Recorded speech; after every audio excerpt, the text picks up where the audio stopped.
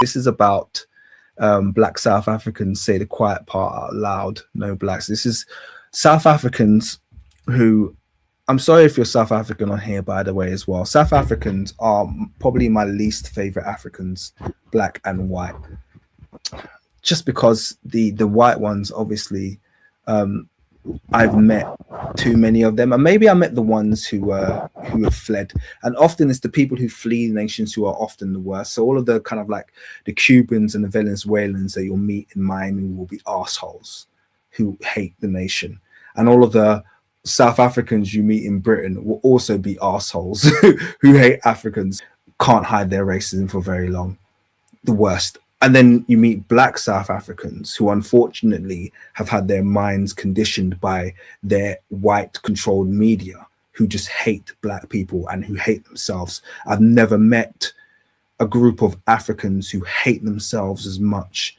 as the proportion of that nation of black people that hate themselves and defend whiteness is higher than you'll find in any other African nation. So yeah, I'll be honest with you, South Africans are my least favorite people on both sides. I'm not restricted to one side, but let's just watch this and see where we land with this. South Africans are protesting that the Nigerians leave their country immediately, and all the other illegal immigrants. As you can see in this protest right here, one of those immigrants try to become part of it, and they immediately notice that, hey, you're not one of us, and chase them up out there. And these are the reasons why they're protesting. What is the main message as you also mark? So isn't it, I'm sure many of you straight away can see the irony here.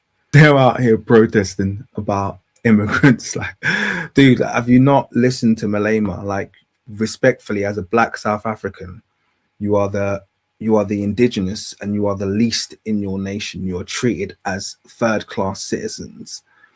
You likely are impoverished, and you're sitting there worrying about black immigrants from Africa and you're not bothered about the settlers who are essentially running your nation and bleeding it dry. No, that doesn't bother you whatsoever. Okay, cool. 1 year anniversary since this movement started. The main message is that we're tired of not being prioritized in our own country. We're tired of illegal immigrants, and we're tired of a government that doesn't listen to us. Even across different political parties, we are united in the fact that we want illegal immigrants out of this country, and we continuously keep. I never heard Africans talk about other Africans as illegal immigrants. I think the only place you'll hear that kind of rhetoric, that kind of like really poisoned rhetoric, is amongst black South Africans. They're the only ones who talk like that, and they're not in the economic position to talk like that, because yes, they'll turn around and say, yes, but our nation's so developed and we've got developed. Yeah, but the developed economy doesn't include you. Okay, that's the problem with black South Africans. They're in the worst position because they're living in a developed economy. They're living, it's a BRICS nation. It's a BRICS nation, isn't it? They're living in a developed economy, but you're not part of that developed economy. You are external to the benefits and the riches, okay, of that economy. So you turning around and calling black people illegal immigrants, black people from other African nations, is just wild to me. And I wonder if, do they include SADC nations in this? Because you have the Southern African, that essentially that kind of like conglomerate of states, just like you have ECOWAS and you have the Sahel region. We have in the south, you have the SADC regions. Are they classifying other SADC population, because they're supposed to have free access, the SADC nations to and from? Are you classifying them as illegals as well in this broad classification? How far does this go? It's bizarre. Being provoked by them, and our government is not acting. Instead, they want to point at us as the people that need to treat them well. We can't even enjoy the freedom that people died for in our own country because other people have problems in theirs. So I mean, listen to what she's saying. This is someone who is poisoned by the media. She's saying we can't enjoy the freedoms of our country because of immigrants. She thinks that the poverty in her nation, her lack of enjoyment, is because of black immigrants. Can you imagine that? She thinks it's that they're restricting her. What's wrong, darling? Are you going to the fancy restaurant and all the Nigerians have have booked all the seats? Are you going to? What's wrong? Are you going to the cinema and you can't get a seat in the cinema because all of the Zimbabweans and the Botswanans and the Ghanaians have all booked up the cinema, and no, I can't get a seat in the cinema because all of the African illegal immigrants are. No, what you're talking about is not being able to find employment in your nation, bottom of the rung employment in your nation, which your people should not be restricted to, but are, because you clearly have some massive domestic issues to deal with, your settler class.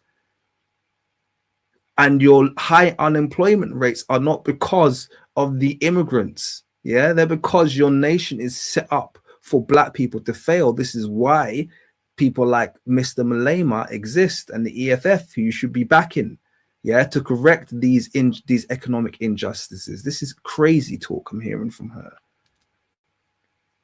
It's time for them to go and fight for their own country in their own countries. Her comments are uneducated. And by the way, I'd question about whether or not she's even talking about illegals, because it sounds like she's got a problem with immigrants, full stop. And a lot of African, a lot of the agreements between African unions, states are about, free movement for Africans from one nation to the next. So even the classification of people being illegal a lot of the time is invalid. Okay. And the problem that she's got has got nothing to do with other Africans. This is the thing. When it came to American history, would be a good. When I told you people that South Africa is not a good place for Nigerians, you thought I was lying. Take a look at this above my head. Violence has broken out between local residents and foreign nationals in East London, in South Africa's Eastern Cape province. A protest organized by the anti-foreigner group. I hope all of you had what. And black South Africans are very, very quick to enact violence against other Africans. They're very, very quick to do it. It's become very, very tasteful for them to do so, and they'll do it almost as quickly as they'll defend a white South African doing their native, Zulu dance moves. They'll defend them to, oh no, we just want Africa. Oh, we want Africa. when Rainbow Nation, they love talking about Rainbow Nation when it comes to white South Africans, but they will quickly be violent against Nigerians. And by the way, that I've spoken about this before, but the hatred for Nigerians comes from a very, very long line of anti-Nigerian propaganda that has been peddled by the white media, the white-owned South African media, for decades now. They've created movies where they've made Nigerians the criminals. They created movies when they've, like, literally the news, everything is always Nigerians, as much anti-Nigerian propaganda as possible. And unfortunately, the black South African population have absorbed it, because if there's one thing about Africans, is they love the news. Africans freaking love the news. The continent wide, they watch and buy into the news as though it was their own ancestor who was who was dictating to them what's been happening around the world. They treat the news like it's a direct line from Yahweh. This is the problem with Africans, He said, a protest organized by anti-foreigners group. When I said South Africa is not a good place for Nigerians, some of you were crying in the comment section. Now you can see that the country is not even good for foreigners completely. These are countrymen that the white has been pressing their neck for centuries.